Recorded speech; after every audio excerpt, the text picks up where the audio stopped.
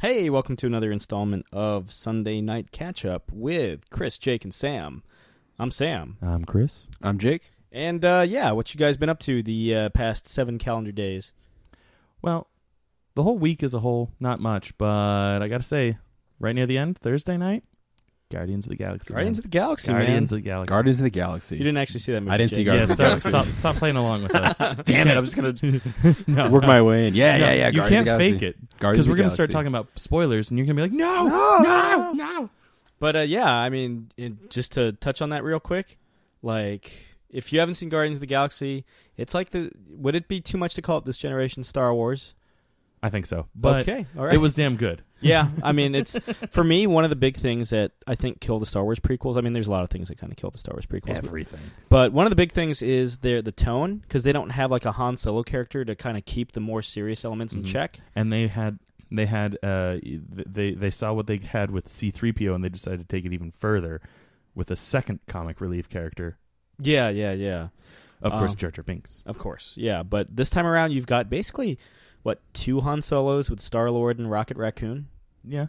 Yeah. I could, and you got a Chewbacca with Groot. Yeah. You could argue that Drax is kind of a Chewbacca-ish character as well. Yeah. And then... Jake, do you want to weigh in on this? I think this is all... What was your favorite part of the movie? My favorite part was when they had Hooked on a Feeling playing? when Star-Lord is walking in the ship and he has his mask on. Yeah, which is a pretty... I gotta say, I mean, I never really read the comics, but I didn't really care for his mask. Like, I think, like, when I saw the trailers where he did have the mask on, like, it kind of made it seem like he was going to be wearing it a lot.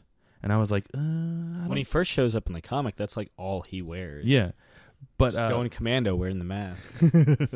but I thought that it was effective the way that they used it. You know, like that it was his, you know, the thing that he wore to be like kind of mysterious, or as like a space suit thing. Kind of. Yeah. Yeah. Like I liked the way that they used it, and it does.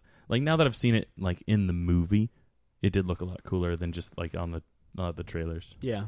I gotta say, yeah, I mean, the trailers kind of had me worried initially because I thought the humor would be a little forced. And there was that sequence near the end of the film where they confront the big bad and Star-Lord tries to distract him. It's kind of like, well, I mean... Yeah, it did feel a little awkward. And you're like, okay. I see what you're and there was like that there. cute little throwback with him and Gamora. Like, okay, but... Yeah, but that end sequence right after that between Rocket Raccoon and Drax, that's like for me one of the most emotional scenes in the film. Yeah, no, Yeah. Yeah. And you know, in terms of Rocket himself, if you hadn't told me that was voiced by Bradley Cooper, I would have never made that guess. Seriously, yeah. Probably one of his best performances ever, too. Yeah. Are you listening, Academy? Give him best supporting actor. Give the raccoon a medal. Yeah. Wouldn't that be great if the best supporting actor goes to Rocket Raccoon, like his performance is Rocket Raccoon, and the best actor goes to Andy Serkis for Caesar? Yeah, that would be great. You saw... That would be awesome. And then Warner Brothers just goes, well, shit. No, you know what? No, it's still too confusing to have Wonder Woman as a lead character for a solo movie. No, film. People will not be able to understand what's going on. I mean, no. They won't be able to identify with that. It's too confusing. Mm-hmm. People don't understand Greek mythology. Yeah. You know, or the Amazon. That's not a rainforest where she's from. Now I'm too confused. I don't even know what I'm talking about now. Thank you, Dan Didio. I mean, I know it's not your fault because you're not the Warner Brothers movie consultant, but you are who I'm going to attack. You get blamed for everything that has to do with DC Comics, Dan, so sorry. No red trunks for Superman. No Wonder Woman movie.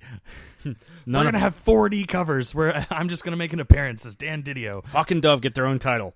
Fuck Hawk and Dove. Actually, I see I have some stories cooking if I ever... Yeah, but you also like Final Crisis. I do. Yeah.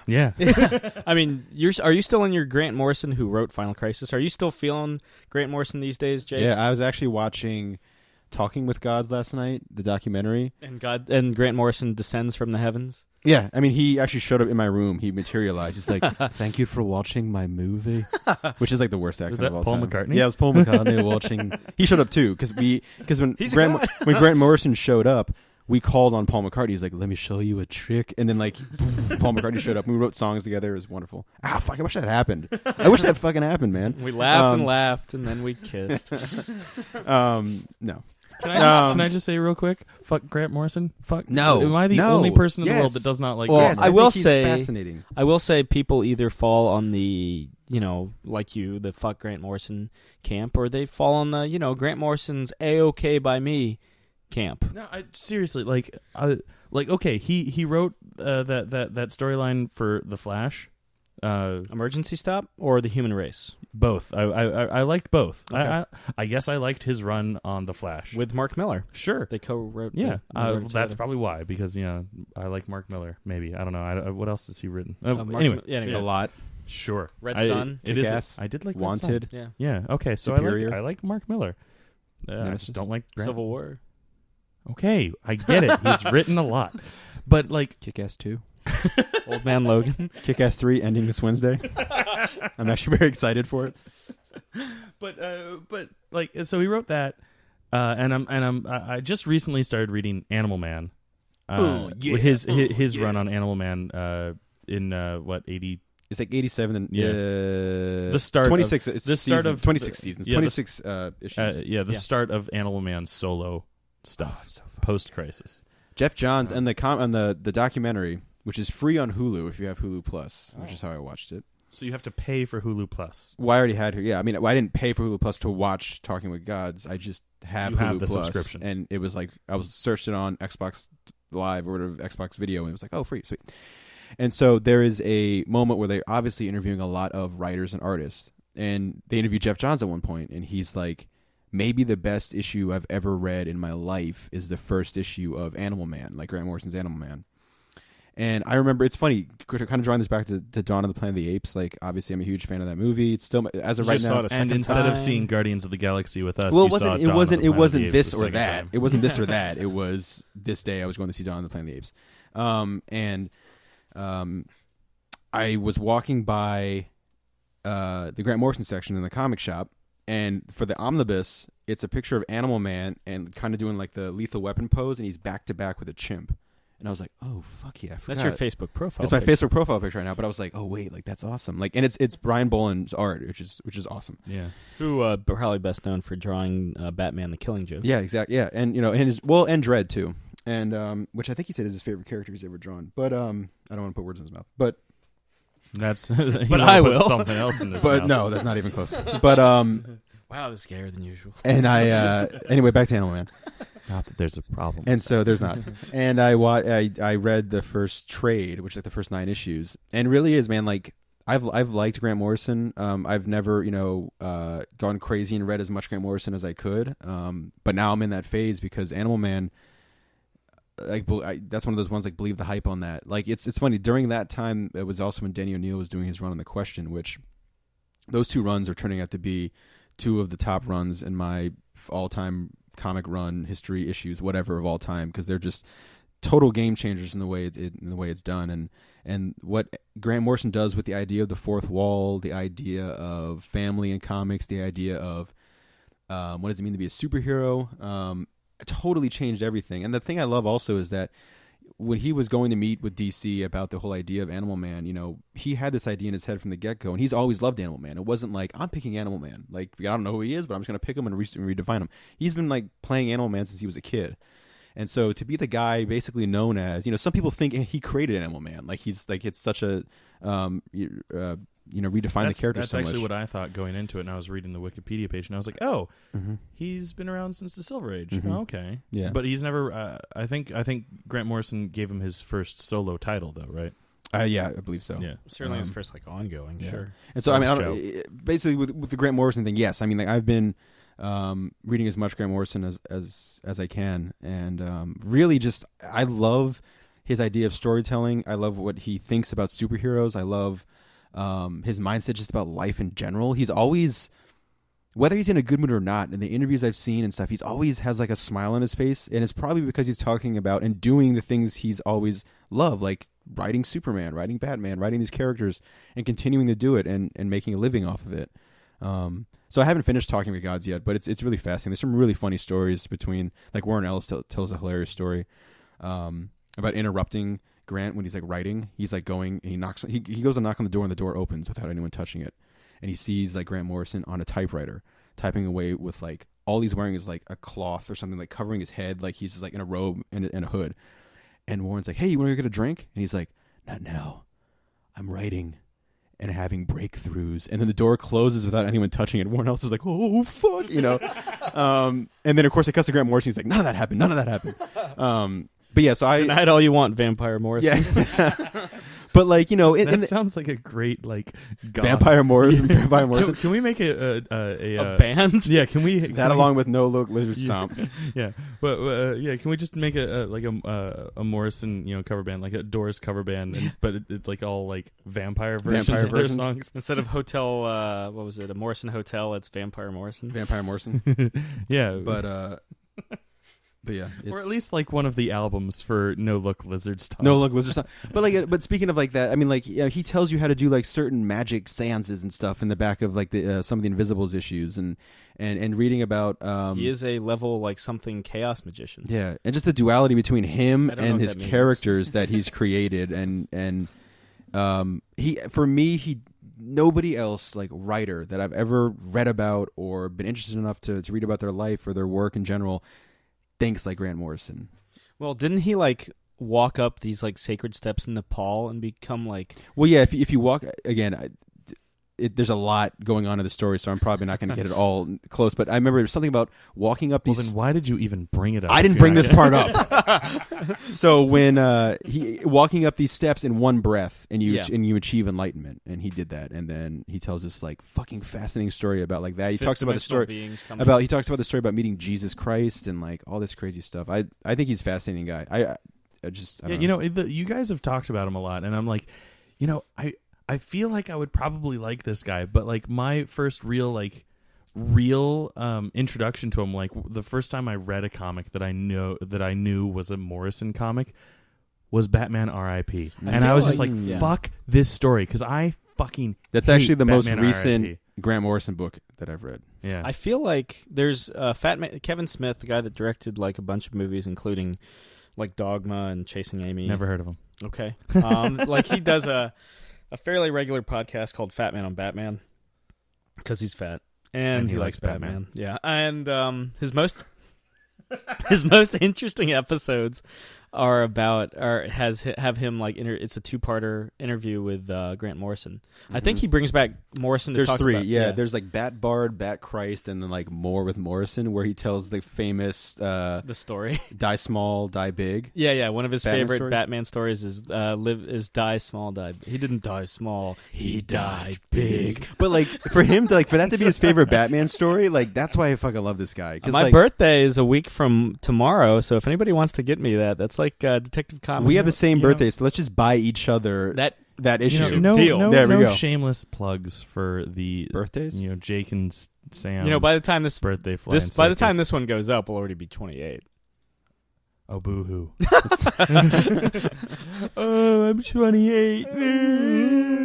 Yeah, but so I'm so old. Nobody loves me. Okay, so we've got you that just most recently read Batman R.I.P., which is one of your favorites. Is Jake, yes. Yeah, that's and then Chris, you as you have very vocally expressed, do not like Batman R.I.P. As a bit of a preface. Mm-hmm. So after the Infinite Crisis, which was this huge universe-altering event in the DC universe that happens it used to be every 20 years. Now they do it every 5. But anyway, so we're coming up close on the death of the New 52. Oh God, please! But the it's been what, 3 years now? This is the third year. It'll be 3 years. 3 years next month. But the so right after the Infinite Crisis, Grant Morrison takes the reins of Batman, which is a character he writes for the following 7 years. He writes from 2006 to 2013, kicking off with a story called Batman and Son, where he introduces the illegitimate son of Bruce Wayne and Talia al Ghul, who's Ra's al Ghul's daughter. And Talia artificially ages the boy to be 10 years old, and all the while trains him to be the perfect killing machine. And then he becomes the new Robin. because Batman's like, you need some guidance in your life, and you're my son, so be my Robin. Fuck Tim Drake, because Current whatever. Robin. Not like Tim Drake was, doing a great job as Robin or anything. Nope. Fuck him. I've got a new boy, and I'm just gonna, whoop, you're Robin now. Sorry, Tim. Go jerk off Africa and be Red Robin over there. What he means by jerk off Africa is literally just like walk around and jerk off every dude he comes past. that's a sound effect that's going to live in my mind forever. But I'm so glad that this is the first episode where you guys have headphones too. but so you can all just. Tim Drake goes off and fights crime in Africa, and apparently jerks people off. But he literally just straddles the entire continent, is just jerking it off. The Ivory Coast. But that gives a new meaning to Ivory Coast. So that's what happens there, and he also introduces the idea. Sorry, now I have that mental image of Tim Drake dressed as Red Robin. You brought this on yourself. I did. My own fault. I will pause it. No one knows, but you were the one that coined the phrase "jerk off Africa." I was just making sure it was in the podcast. Fair enough. Okay, so that's right. He admitted to saying "jerk off Africa" first. Yes. So right after that, they have Batman and Son have several different adventures, and it's kind of revealed that there's somebody kind of pulling the strings behind all of this. Like somebody shoots the Joker in the face, and he becomes even more psychotic than he had ever been before, because in his mind, someone dressed up as Batman shoots the Joker in the face, and so Joker's like, well, if Batman's going to go over the edge, I am too, which is like scary. And don't mind if I do. Yeah, he was like, he just needed the invitation, and Batman reacquaints himself with a club of superheroes known as the International Club of Batman, which is really just like this international group of playboys that would get really tanked and fight crime, dressed up as hero Batman themed incarnations of their respective countries. Like England had a guy dressed up as a knight, and Italy had a guy dressed up as a centurion. And very Silver Age when things like this were acceptable. Right, because according to Grant Morrison, everything from all the wacky stuff that Batman did in the Silver Age actually happened. Like when Batman... Because, fuck Crisis on Infinite Earths. Yes. Or Infinite Crisis. Yeah. Maybe Infinite Crisis made it all canon again. We'll never know. But so, like the stories where Batman and Robin fight the Rainbow Monster that turned them two-dimensional, that actually happened in Grant Morrison's mind. Or the story where they team up with Batman Jones, totally legitimate. Did Jesus tell him that? Yes, totally. I hope. Maybe. the time Jesus is like my favorite Batman's Batman Jones. Bring him back. And Grant Morrison's like, mine too. Yeah. There's my shitty Grant Morrison impression. Yeah, I can't based solely on yours, because I've never heard him talk. You've never heard Grant Morrison? Oh, from listen to Grant Morrison talk. You'll be a fan. It's like I mean, like I said, based on how you guys talk to him, I probably would like him, but I just... Fuck Batman R.I.P. So I'm getting to Batman. So this is all prologue. We're not even there yet, and it's already gotten ridiculous. Yeah. So the time that Batman teamed up with the Batman from an alien planet, the alien planet Zur-En-Arrh, that actually happened. So while he's reacquainting himself with the Club of Batmen, sounds so weird. Now that I'm saying, they're under assault by this League guy of Extraordinary Batmen, claiming to be Thomas Wayne, leading this organization known as the Black Glove, tries to take him out, and Batman thinks he takes him out, and he's like, cool, that was relatively easy, and then goes back to like jumping around Gotham City like an awesome person. And and then I just made a movement of him jumping around Gotham City, and I think it was more based on like Spider-Man whipping around Manhattan. Right. But that's how I envision Batman celebrating. Yeah, that's how he would. And the Bloodhaven. But so at some point when he's preparing to be Batman, the reason how Grant Morrison rationalizes all the whacked out elements of Batman's past is Batman, to prepare for, because Batman thinks of everything, he goes into an isolation chamber for several days. This is the ultimate story proving that Batman thinks of everything. Yeah. Well, that's still not an acceptable answer. Yes, it is. He thinks of everything, so he would do this. Sorry, that was a throwback to a conversation that we had off mic. Over dinner. Yeah. Yes. But so the unacceptable nature of Batman thinking of everything. Yeah. Good God, I had no idea. But nor do I care. So he goes into an isolation chamber for several days and basically undergoes a mental breakdown where he hallucinates all these things happening. And after he comes out of it, he's like, I need to be prepared in case anybody tries to target my mind. If anyone tries to force me to undergo a mental breakdown, I'm going to come up with a backup personality.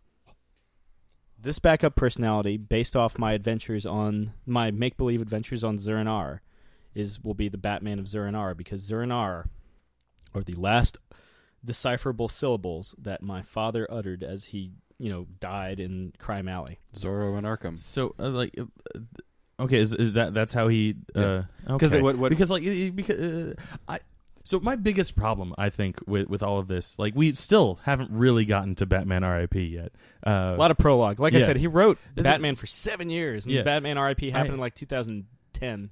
So like halfway through, a little bit more or less, 3 or 4 years. Yeah, but so much of like his writing style, at least for Batman R.I.P., felt like everything was happening off page. I felt so lost reading it, and I don't know if it was because I was reading it month to month, and I have a really bad reading memory, so I didn't remember what was happening in the last issue. So you only read it month to month. You never read it all down in the collected edition. Because it might be easier to read that way. And that's how I read it. Maybe. That was what caused me to stop reading Batman for a while. Because I was just I didn't get to the point where I didn't get to the end of the story. Yeah. I got about maybe halfway or 2/3 of the way through actual Batman R.I.P. and I was like, I can't take this. I have no idea what's going on. Who are these characters? When did the Black Glove say that they were, that it was run by Thomas Wayne? Everyone just accepts it as fact. I don't remember that happening. I don't remember this happening. People just accept it. So I was like, fuck this shit, and I stopped reading it. And then I can't remember which title I was reading, whether I was reading Detective Comics or I was reading Batman. But both of them had R.I.P. tie-ins, and I think I was actually just reading the tie-ins, not the main story, which had nothing to do with what happens. Yeah. You understand my confusion. Yeah, DC would just kind of brand it over in Detective Comics, because I was reading all the Batman books then too, like I always do. And so the Detective Comics tie-ins, I'm using quotations when I say this, was Batman vs. Hush. I don't know if you've ever read Batman R.I.P. Yeah, okay, that was Hush what I was reading. doesn't fucking show up in Batman R.I.P. at all. Yeah. Well, so... But, okay, so maybe that's why, because was Grant Morrison even writing that title? No, it was Paul Dini writing that title. But I remember reading Father and Son. Yeah, Batman and Son is... Because that was part of... At that point, Batman was writing just Batman, the monthly title Batman. Well, Grant Morrison was just writing Batman. Batman. Well, Grant Morrison is Batman. Yeah. Wasn't that implied? But he thinks of everything. Yeah, that's true. Or you know what? Maybe maybe I was reading both. Yeah. And I thought that it was going to be one congruent story. Well, especially if you had read something like Sinestro Corps War, where it was, between Green Lantern and Green Lantern Corps. Well, and you got to remember, I, quote unquote, grew up more while I was in high school. But I was reading Superman, the 4 titles: Superman, The Adventures of Superman, Superman in Action Comics, and Superman Man of Steel. Yep. All of them had one continuous storyline. Different artists, and I think each individual book had its own writer, but they were still working together. Overarching stories. Yeah. Which they're doing right now between... Well, Superman, Jeff Johns' Superman kind of exists in its own world, thank God. But then there's Action Comics and Superman, Wonder Woman are crossing over every month. Yeah, and so so maybe I was going into it with that mindset. I was like, oh hey, these are both being marketed as R.I.P. Yeah, they and have then the I'm just R.I.P. sitting here. banner. I'm sitting here feeling like a fucking schizophrenic, going, what the fuck is going Grant on? Morrison. Yeah. So you'd think I would love it. So okay. So yeah, someone let me borrow the trade. I have every single Grant Morrison. Give me book. the compendium. Well, Batman. Yeah, that's a lot of books. Yeah. Give me the end all to be all compendium of R.I.P. and I'll reevaluate it. Sure. Well, the thing about Batman R.I.P. is, I don't know if it's that what Grant Morrison taps into, or I tap into things the small little things that he does in that book that I love about certain characters. For example, the thing of basically, if it's not the last page, maybe one of the last pages towards the end of the book, you see little Bruce coming out of the movie Zorro, the Mark of Zorro, and he's talking to his dad about how cool Zorro is. And for me, I always love it all. Whenever it comes back to the Zorro thing, I love, because one, I love that movie, The Mark of Zorro. Well, the Tyrone Power one, but it's just Zorro in general they're talking about. And the idea of like talking to your dad about something and being excited, and your dad and Bruce and Thomas Wayne sharing a shared interest of loving Zorro, and he's talking to him like, Dad, isn't Zorro great? Isn't Zorro the coolest doing the Zorro moves and stuff? He's like, yeah, he's like really cool. And he's like, don't you wish Zorro was real? Like if Zorro was real, wouldn't that be cool, Dad? And he's like, yeah, that'd be great. And he goes, the sad thing is though, if Zorro was real, they'd probably put Zorro in Arkham. And like you see like that phrase come down to what it is, the Zur-En-Arrh is like that, like that's that thing in Bruce's brain. The last thing his father says to him like young is Zorro and Arkham. Zorro and Arkham, which becomes this like mantra, this phrase, this thing over and over again that brings this personality out. That's and the trigger phrase, yeah. For me, when I saw that and I read that, I was like, I thought that was so fucking cool. And also for Grant Morrison to bring out a silly character from decades ago, and he always does it. I love that he'll bring up characters that are just well, like I said, the fact that he made Animal Man this famous thing, but he brings this silly idea of Batman of Zur-En-Arrh and turns him into a backup personality for a character who thinks of everything, who then goes like his like word bubble or his dialogue bubble is like this purple, jagged, all white dialogue. Also, that was really hard to read. Well, I mean, I had trouble reading those word bubbles. But like, and then like when you see him, like he's like putting like all this, like it's almost like Ragman, like the creation of Ragman, which fucking Grant Morrison is to write Ragman. But like, I did like Ragman. What was he in? Countdown or?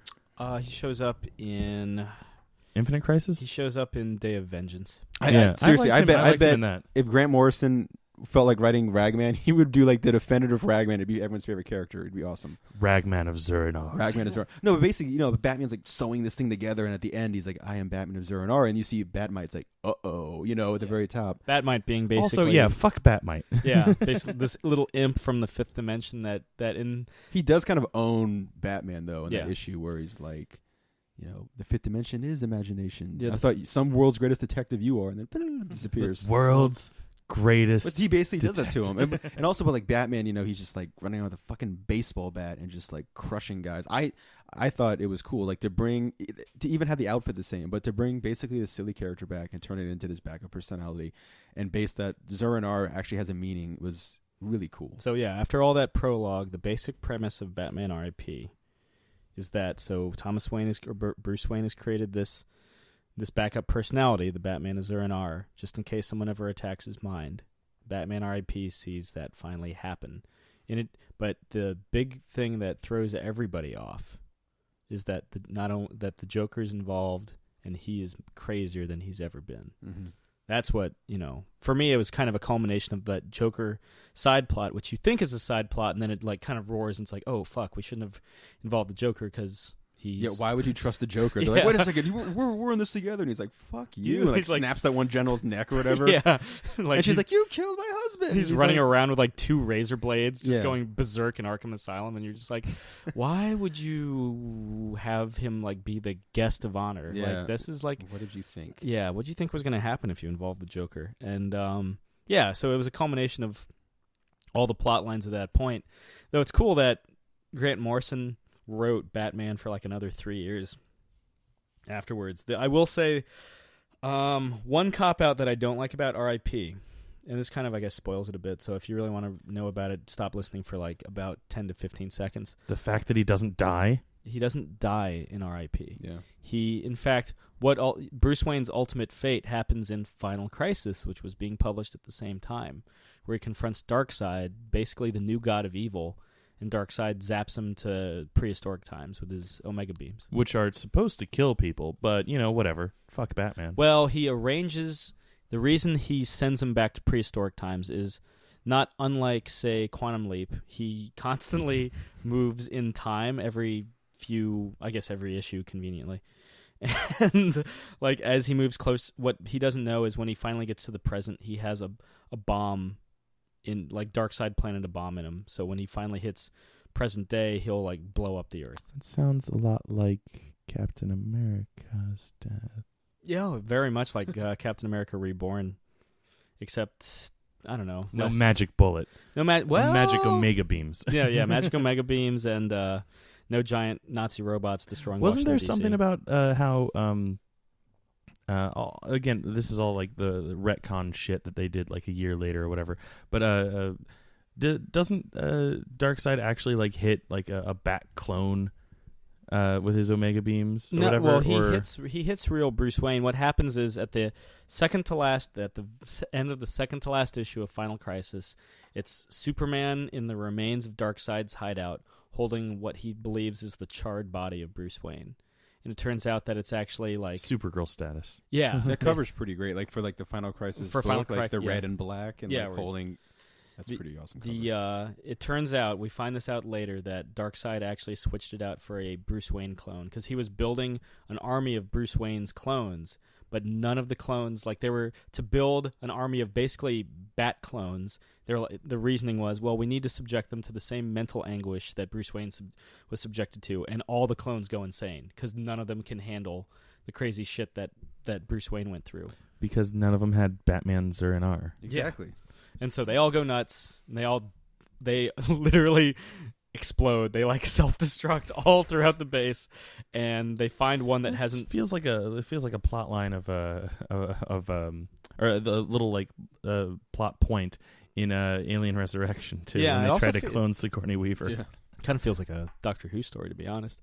Sure. And so they take a burned up Batman clone body and they dress it up as Batman, so that's what Batman's holding at the end of Final Crisis. And that's Superman's what comes back as Black Lantern Batman in Blackest Night. Yeah, which I did like. That's probably my favorite comic book event, period. Brightest Day, not so much. Brightest Day sucked. I was not a fan. It was like 100 comics that you had to read too. If you got every single tie-in, yes. Yeah. The actual series was only 26 issues.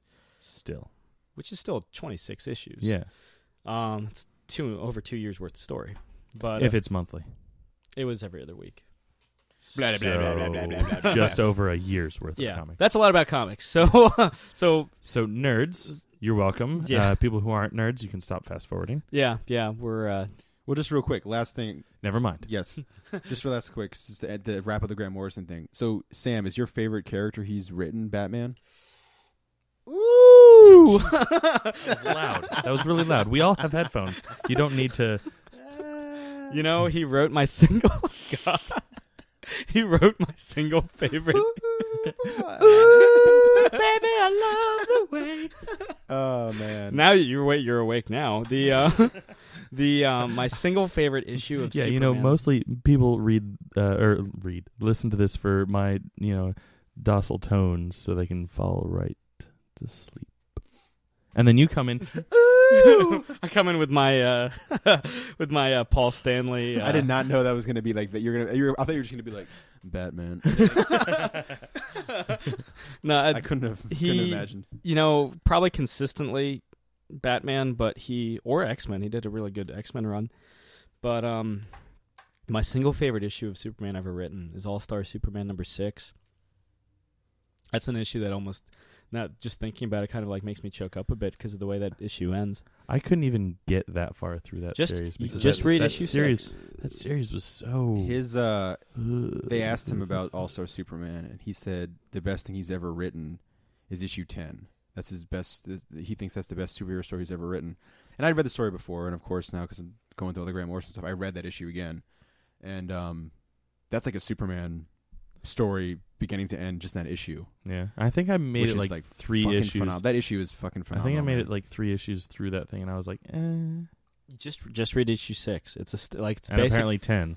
Yeah, according to Grant Morrison. But 10, he saves a bunch of cancer kids in the end. Like it's Yay, amazing. Cancer. Well, I mean, there's a lot more going on with that, but like, I think when he was writing All Star, his father had just passed away.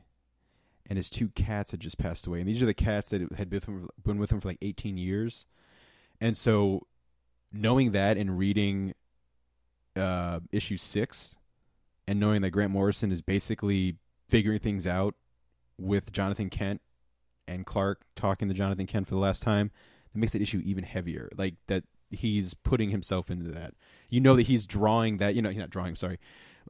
He's writing that issue like, that has drawing inspiration. Absolutely. I mean, the scene where Clark is flying so fast his hair catches on fire is like to try to get back to Jonathan. Also, real quick, have you ever seen Grant Morrison's art? I've seen his rough sketches for the book Arkham Asylum. The Superman stuff is actually pretty fucking solid. Like, they show a lot of his sketchbooks, and he goes through a bunch of his sketchbooks in the documentary, and he's like reading thoughts from like 10 years ago, and he's like, I don't know what the fuck that means. Like, what does that mean? He's like going through, but there's like he storyboards all of his books.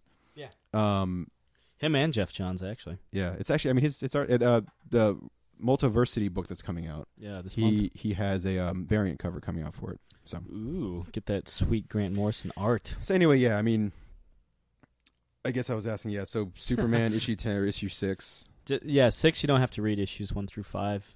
But read All Star Superman. It's a great story. You should. It's good stuff. Yeah, but yeah, that's an issue that always kind of chokes me up. Yeah. So to kind of change gears, to kind of change gears from gears from comic books.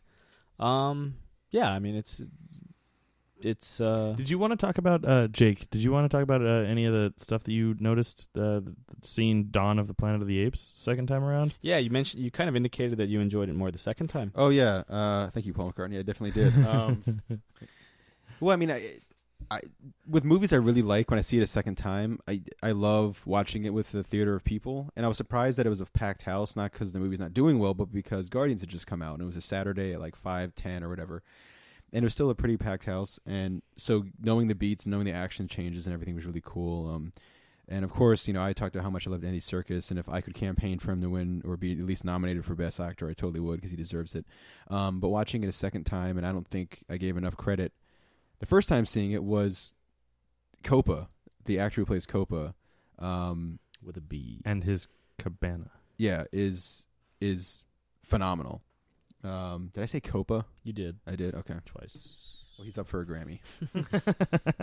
But yeah, Koba is phenomenal in it because he has to play a lot with the kind of being goofy scenes and switching on a dime, and he's kind of this like weird tragic character because he's basically he hates the humans for obvious reasons, but he's kind of he's just really tragic character with Caesar because Caesar helps kind of create. In the first movie, he lets him kill a guy. He gives them the okay, even though apes aren't supposed to kill, or other apes, but they're not supposed to really kill in general. But and then Caesar has to deal with his own kind of Frankenstein creation in the second one by he at that moment, the end of Rise of the Planet of the Apes, he can't bring him back from the edge, and has to deal with it in this movie. But yeah, it's such an entertaining movie. I love. There's so many more shots I saw in it where the duality of like Malcolm, the human father, and then Caesar, and like watching their kids interact or watching their kids grow and watching their kids. And there's shots where literally like Malcolm and Caesar are standing there and watching this happen, and they're experiencing the same thoughts, even though one's an ape and one's a human. And then of course in the end, we're Koba and and Caesar are like fighting on the very top of this tower, and then of course Malcolm and the Dreyfus character played by Gary Oldman are verbally fighting while Caesar and Koba are fighting up top, and just dealing with kind of, Caesar kind of summed it up best. He thinks the apes are better than humans, but he realizes that they're the exact same in the way they're dealing with everything. And it's kind of this really tragic thing where these two characters, Caesar and Malcolm, are trying to do what's right, and they both come to the same conclusions where both of their races are doomed to war, no matter how hard they tried. And I think it's just really great movie. No matter how hard you try, you can't stop us now. Wow, wow, wow, wow. I remember listening to that song. I'm quoting Renegades of Funk, which is a cover by Rage Against the Machine off their last album, Renegades. And whenever I heard that song, like on the radio, like DC 101 or 99.1, say my mom was driving me to school or wherever, she's like, "Are they saying Renegades of Fuck?" Because that's like the chorus. They're just like, yeah. Get the funk up! Which I always thought from the Bat Dance was Prince shouting, "Get the fuck up." But apparently he's not. No, he's saying, "Get the funk up, you motherfunker." That's why they can play it on MTV uncensored. Right. Does make me double take. But, yeah. Like so that movie, Double Take. Yeah. Almost as good as that movie, Double Team. Nope. Yeah. Almost, but never will be as good. Yeah. Nothing touches Double Team. Not with a 10-foot pole. We did rewatch The Expendables 2 last night, which has Jean-Claude Van Damme. So good. It's for me, it improves upon the first Expendables film, which was okay. I like, you know, I didn't. 2 was definitely better. Yeah, 2 is definitely better. Here's hoping that 3 is continues the upward slope. Coming out soon. Yeah, this month. Just like there's 2 more movies coming out this month that I'm interested in: Expendables 3 and Sin City: A Day to Kill For. That's really it in terms of stuff for the rest of the summer. I'm really excited for Let's Be Cops, and I'm actually going to a screening of that this week. Nice. Yeah. I mean, I'm going to see the Turtles movie. I mean, I'm pretty sure I'm going to see it, but I'm not excited for it. Yeah, I'm excited. Actually, no, I'm not. What am I saying? I'm just gibberish. I'm just saying gibberish to keep stuff from being, keeps talking. But I'm not excited. But I'll see it. No Casey Jones though. So boo. No Casey Jones. CGI Shredder. Yeah. It's mostly no Casey Jones. Hulk Basher, or what is it? The Hulk Smasher? Buster? Hulk Buster Shredder. Yeah, that's what it looks like. Yeah, I mean, I guess we get true Hulkbuster next year. With next year's going to be a great year. I feel like with movies, we're getting Avengers, Age but of we're not Ultron. Getting Superman, Batman, Dawn of Justice. Getting yet. Mad Max though, Fury Road. I mean, 2015 does belong to the Mad. It does. And new James Bond belongs to the 2015 belongs to the Bond. No one cares about the new James Bond. It belongs to the Mad. The Mad. Yeah. Well, Sam and I also just rewatched the first Mad Max movie. Which I wish you had invited me over for that because it was like that movie. 2. It was like 1 a.m. I don't fall asleep until like 4 a.m. Neither do I. Yeah. Insomnia 5. But better than Insomnia 4. Oh, that was what. What? Right. So we watched Mad Fantastic Four ripoff. The Insomnia 4. They just stay awake all night. I hate everything. We'll fight crime tomorrow, but I'm so tired. Where's IHOP? Yeah. But where's IHOP? They just sit in IHOP and complain, and then go on Twitter and complain about it. But yeah, we watched the first Mad Max movie, which was enjoyable. When was the last time you watched Mad Max? You should have come over. You should have come over and watched it, man. Yeah. Fuck. The last time was it was my last year of college. I watched Beyond Thunderdome. The best Mad Max movie, right? Right, Jake? Right? Your favorite? No. It's in there. I mean, there's nothing I can do about it. It's in your top 3, right? No, it's not. The trailer for Mad Max Fury Road is better than You know what? Beyond Everyone Thunderdome. pause this podcast And right watch now. The fucking trailer. Go watch it because it's the shit. Yeah, whatever. I mean, well, it's funny. Everyone who talks about Beyond Thunderdome is like, dude, the way when they fight in fucking Thunderdome, it's the most revolutionary thing of all Dude, time. Master Blaster. It's the first 15 minutes of the movie. No one talks about after that because you know what? Everyone shuts it off after that because no one actually watches the rest of that movie. He rescues the kids. They fly The on a movie plane. the movie was pitched as a movie about a bunch of kids lost in the middle of nowhere, and then some guy was like, "You guys want to put Mad Max in this?" They're like, Fuck "All yeah, right, we wanna put Mad that's Max. how that movie got made." So fuck you. That's like Thunderdome. why. That's like how they marketed Scream as like a movie with Drew Barrymore in it. Yeah, She's the second one to die. yeah. Or the executive decision with Steven Seagal. That was awesome because fuck you, Steven Seagal. Go arrest people. We'll never have him for tea. I don't want him for tea. Yeah.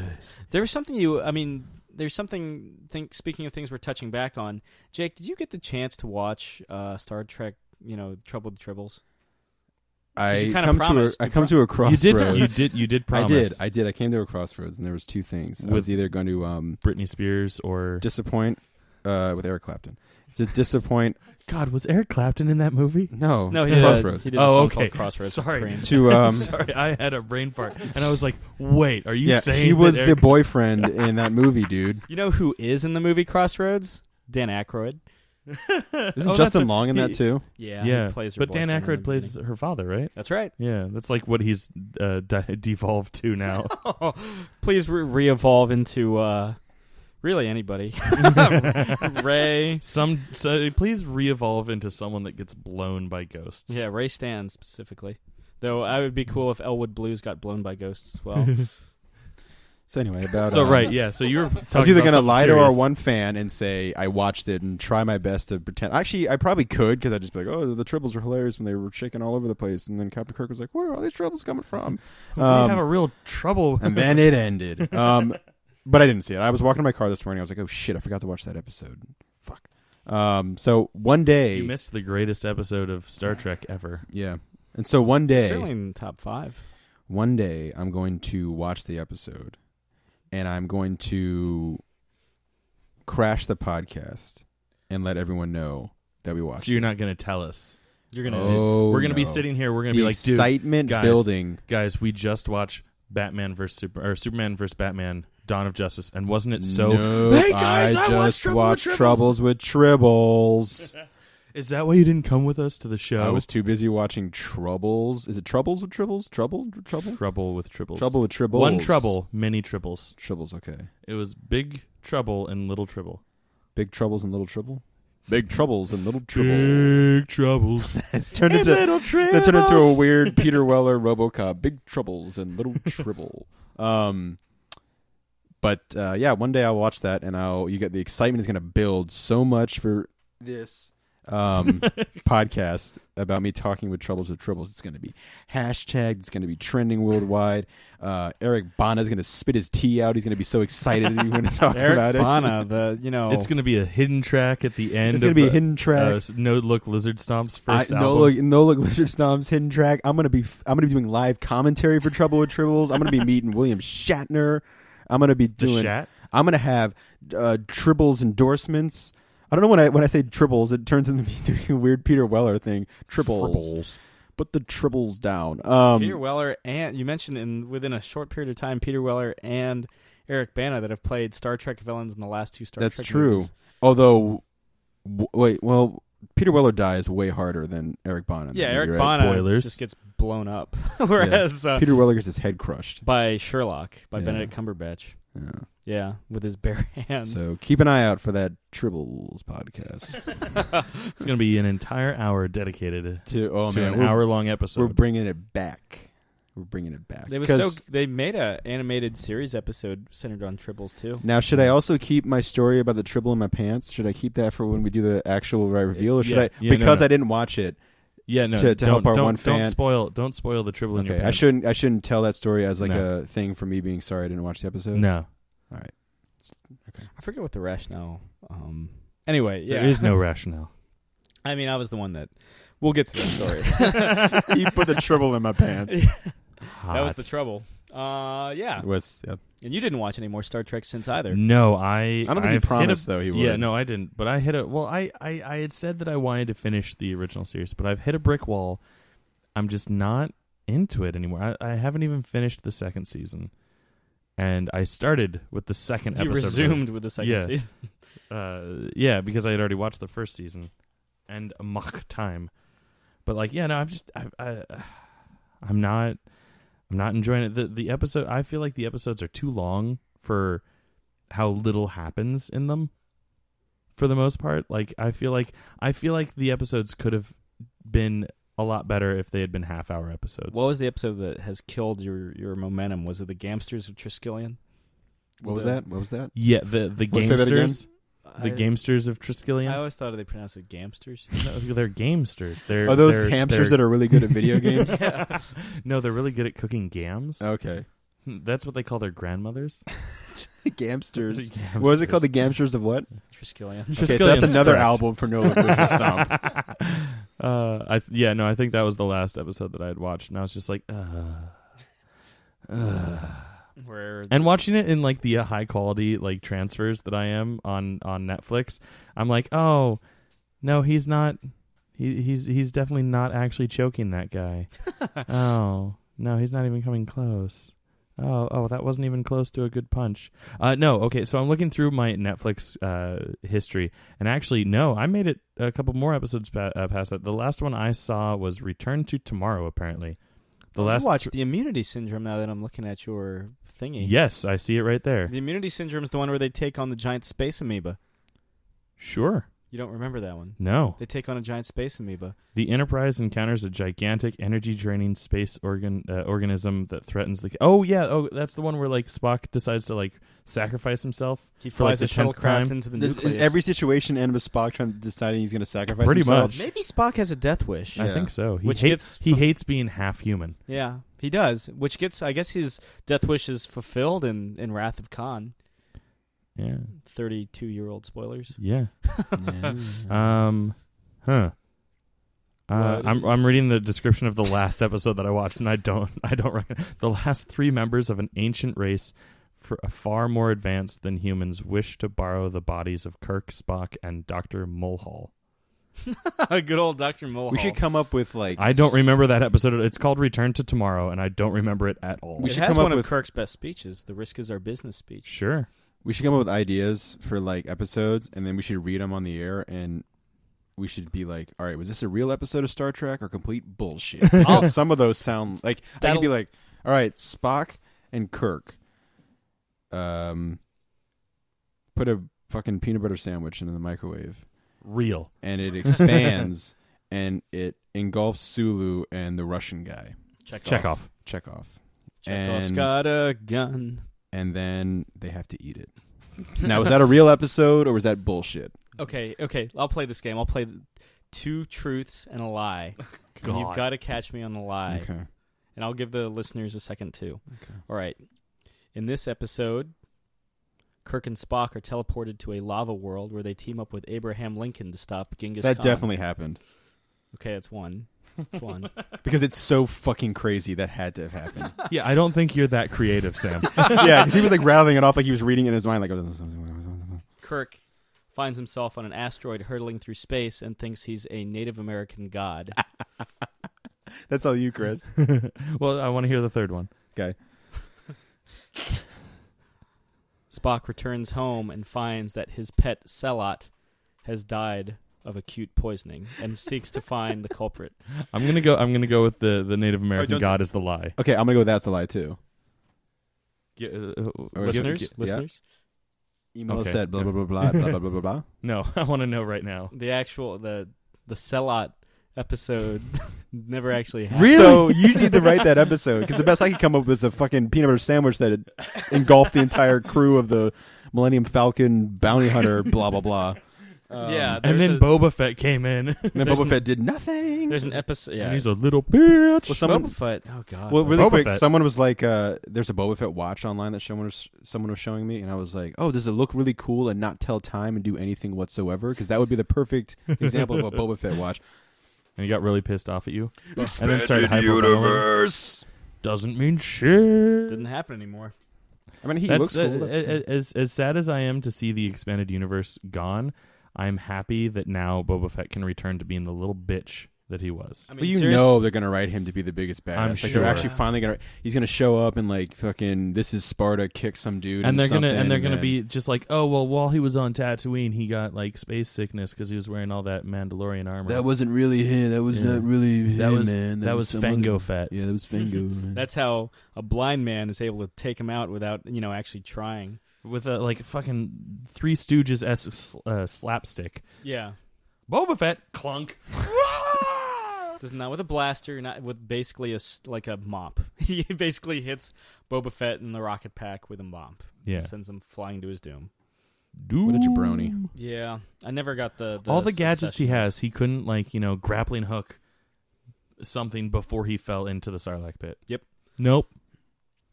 Kind of sucks. Yeah, I never got the... And he's a little whiny bitch in the Clone Wars. Yeah, he is. He suffers, in my opinion, nobody suffers worse legacy-wise than Boba Fett. Like, Vader comes off better in the prequels than Boba Fett does. Boba Fett, I've never got the fan fixation on. I mean, when I was Expanded universe. when I was a kid, like he looked cool when you have the toys and you Yeah, play. no, the and whatever, but- Mandalorian armor looks pretty cool. Yeah, but then as much as you want, like you can't like for And the he movies. never fired the rocket. For the movies, like you can't. There's nothing he does in the movies that says otherwise, except he looks cool. And He's no good to me, dead. like Vader is like easily the badass supreme in those movies Blackest brother in the universe. until he becomes Mr. Potato Head when his helmet comes off. They trying to tell us that deep down inside we all wants to be white. He's quoting Chasing Amy if you don't know what he's doing. True dat. Go watch that. For anything else, watch that for one of the opening monologues by Hooper X. Yeah, yeah.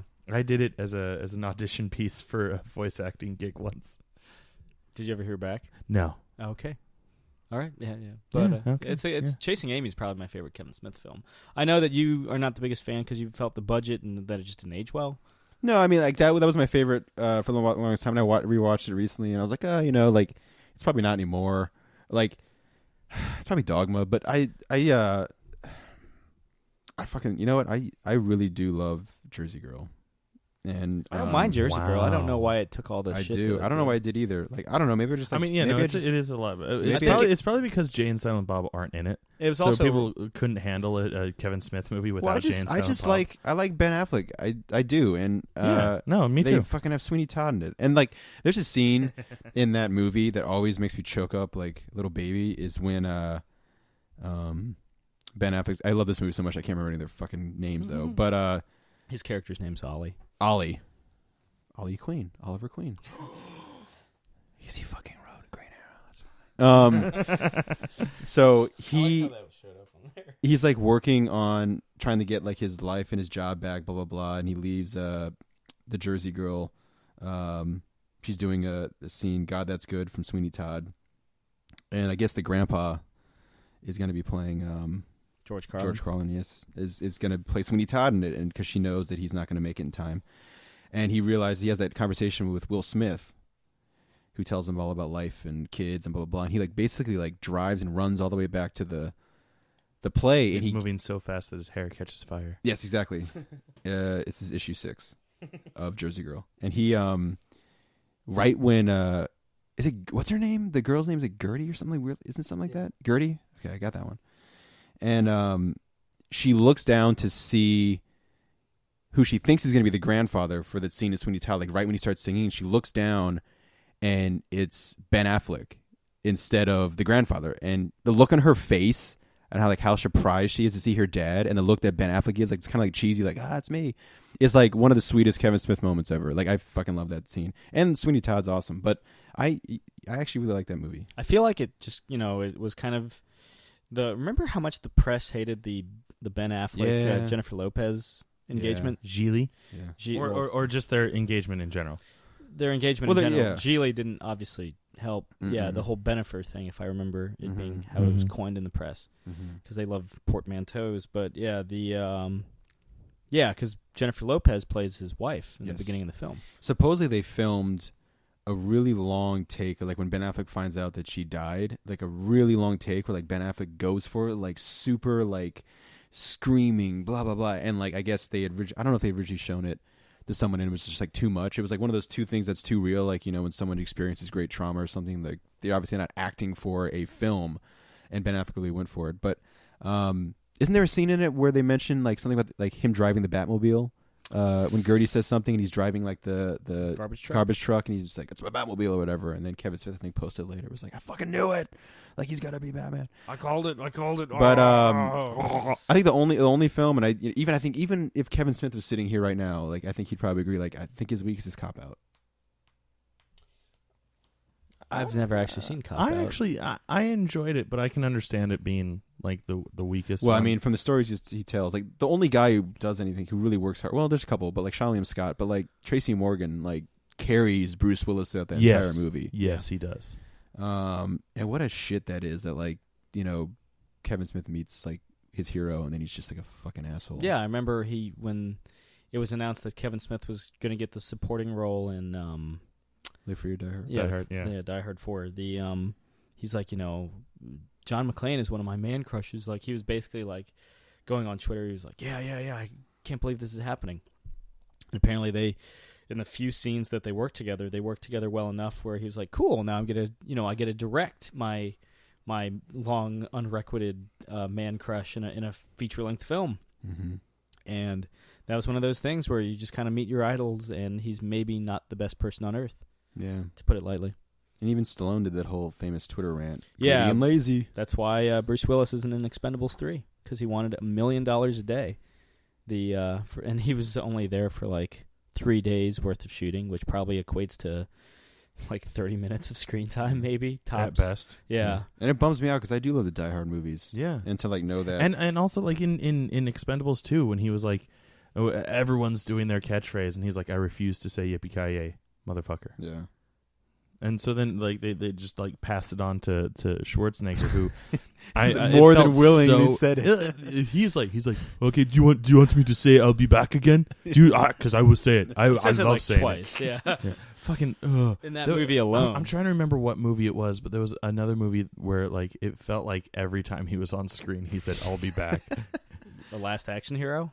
Dude, that's a fucking fun movie, man. I We love watched that that movie. We last watched that night. last night. Yeah. When, like, Why Stallone weren't you is- there hanging out? Why with didn't you us? call me over, man? When Stallone was when it was they're in a blockbuster and it's like Stallone is It's Stallone is Terminator. Yeah. Yeah. Yeah. That's another Yeah. underrated film. That is. Hey, what are you talking about? He was great in this. Yeah. What? I'm the famous comedian Arnold Braunschweiger. Go pause this podcast. I know we're almost done, but you know what? Fuck it. Pause this podcast. Watch all of Last Action Hero. It has my favorite rendition of Hamlet ever in it. I feel like that movie's on Netflix. I could be wrong. Check it You out. could be wrong. You may be right. Billy Joel style. Yeah, so that was this week's podcast. Just check out Guardians of the Galaxy. If you haven't seen Dawn of the Planet of the Apes based on our loving review, watch it again based on Jake's, Afterglow and it's in that film Celluloid Embrace. Yeah. And if you're a fan of comic books and you like really cerebral books that really kind of push the boundaries of the medium for some, maybe too much.